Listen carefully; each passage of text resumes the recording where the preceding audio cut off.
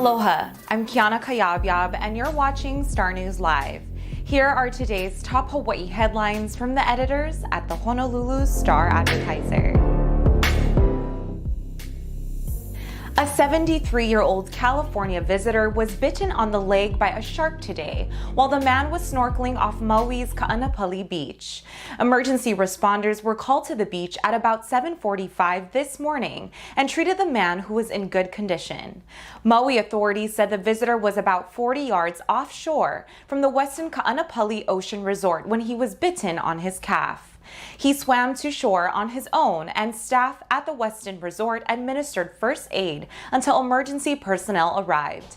The shark was estimated to be about 8 feet long.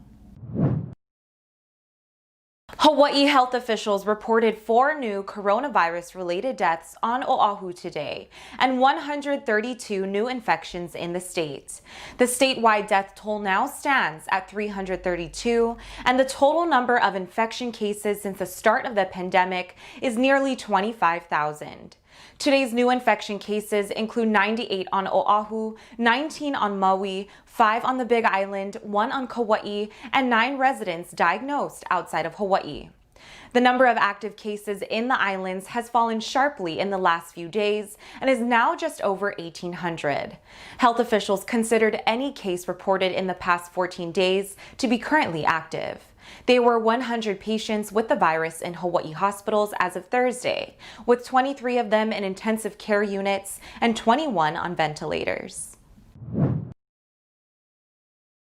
Governor David Ige's appointee to Hawaii State Senate seat has previously called for the governor's impeachment in a social media post. Ige selected Laura Clint Ocasio to replace former state senator Kai Kahele, who was elected to the U.S. House of Representatives in November. Ocasio was sworn into office on Wednesday.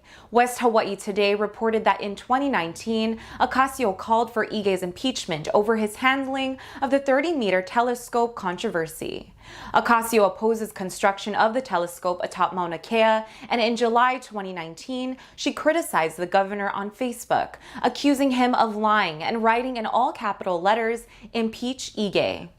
It is unclear whether Ige knew about the social media post when he appointed Ocasio to the state Senate seat representing Hilo, but Ige's staff said the governor stands by his appointment.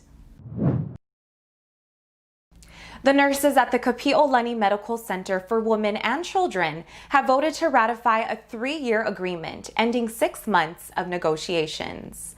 The unionized nurses had authorized a strike just prior to reaching a deal with hospital management earlier this month. They voted electronically over a 2-day period, with the majority of the nurses in favor of the deal.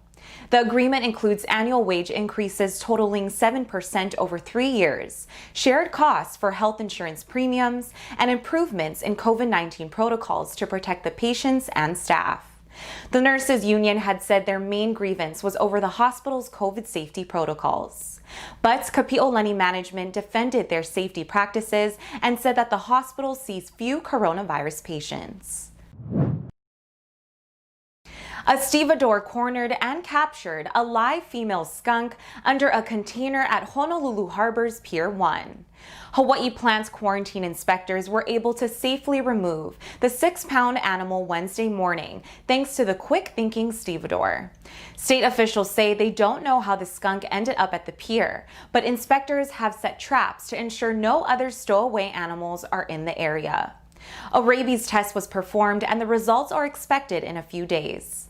Another live skunk was found in December by a biologist at a Kahului pier. That skunk tested negative for rabies. Skunks are prohibited in Hawaii.